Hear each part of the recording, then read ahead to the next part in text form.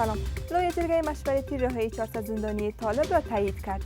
رئیس جمهور غنی بعد از صدور قطعنامه لویه جرگه مشورتی گفت که حکم رهایی 400 زندانی مورد نظر طالبان را امروز امضا می‌کند. حامد کرزی رئیس جمهور پیشین کشور نیز در سخنرانیش در لویه جرگه از طالبان مسلح خواست که به زودترین فرصت مذاکرات صلح را آغاز کنند. لوی درستیز کشور میگوید نیروهای امنیتی 11 عضو داعش و طالب را که می‌خواستند بالای لویه جرگه حمله کنند بازداشت کردند. امریکا شمار نیروهایش را در افغانستان به 5000 تن کاهش می‌دهد.